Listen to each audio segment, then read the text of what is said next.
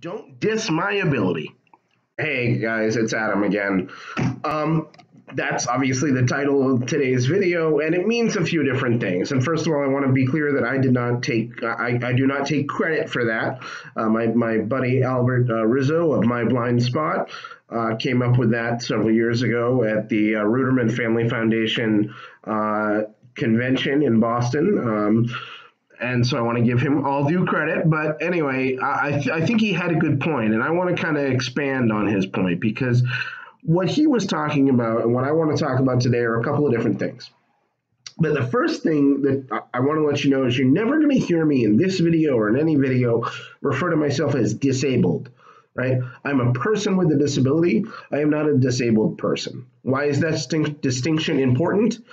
I'm glad you asked. Excuse me, I'm getting over a cold. That distinction is important for a few reasons. The first is that when you define yourself as a disabled person, you're saying, I am not able to do certain things. Well, is that technically true? Are there certain things I can't do? Yes, but the reason I can't do them isn't because of my vision. The reason I can't do them is because the world has not been designed yet for me to do them. So that's why I'm a person with a disability. I am not a disabled person. The world is improving in that design. Now, listen, like I said in the last video, self-driving cars are going to be a revolution for people like me. There are other things that are going to be a revolution for people like me. But the reality is that most places still have a lot of accessibility barriers.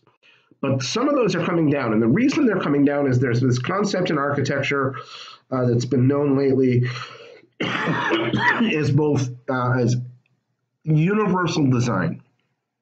Universal design is also accessible design. It's accessible for people with disabilities. It's accessible for you. And what that means is that when you, for example, go into a home and the home has a large open area instead of the defined closed off rooms of the colonial, architectural era that my grandparents grew up in, it means that, someone can wheel into that home with a power chair. It means that somebody can go right up to the kitchen table that maybe it's an island and so it's more accessible that way. There's all of those kind of things that in offices, in buildings, even in external spaces, all of those things are being improved because of the Americans with Disabilities Act. But it's not just this country, it's every country around the world, every industrialized country that's really focusing on helping people with disabilities. But helping people with disabilities also helps people who don't yet have disabilities. Adam, you said yet have disabilities. What are you talking about? I don't have a disability. Well, you don't yet. The reality is, this is sometimes hard for people to hear, the vast majority of people on this planet will at one point or another have some type of a disability, whether that is cognitive, whether that is physical, whether that is emotional. That's just the statistics. Statistics prove that. If you're in the small percentage that's lucky to never have any of those things, you will absolutely know people who do.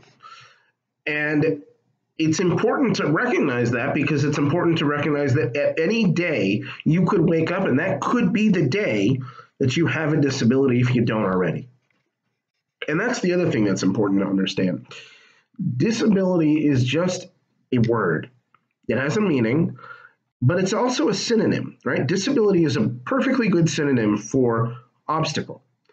And when you have an obstacle, what that also gives you is an opportunity.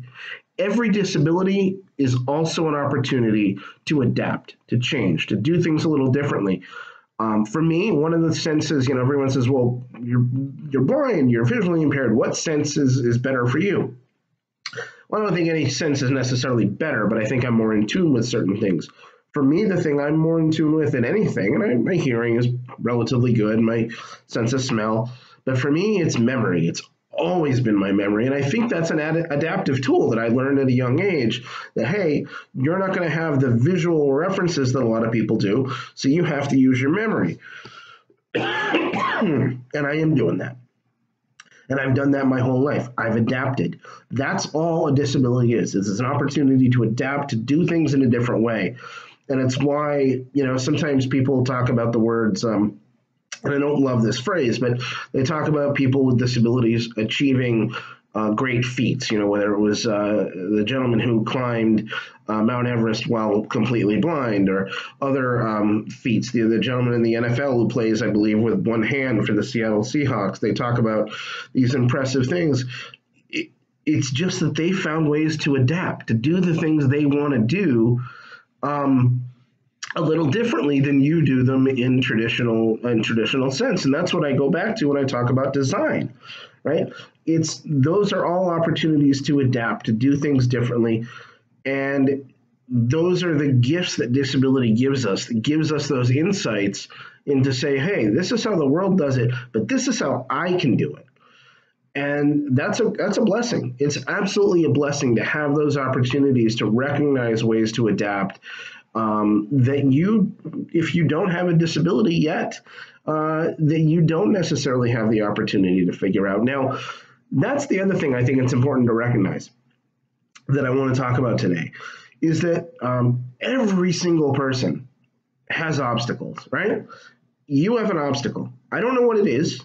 But here's the blessing that I have. You look at me, and you know right away what my obstacle is. You can look at my vision, at my eyes, or you can look at the fact that I use a cane, and you can see that my disability, my obstacle, is my eyesight.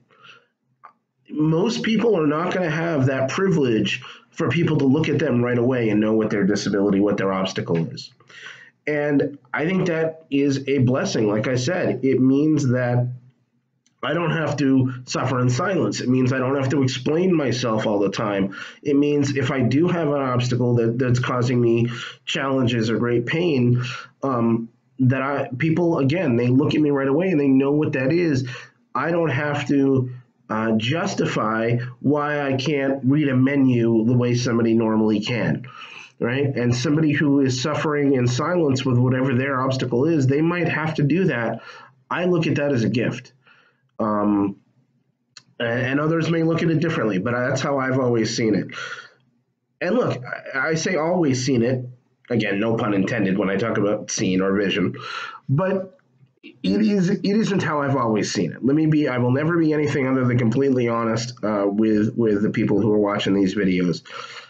When I was a kid, I had a hard time accepting my disability, accepting my reality. I remember angry. My brother and sister could tell you I used to get angry when they were taking driver's ed and I didn't have that opportunity.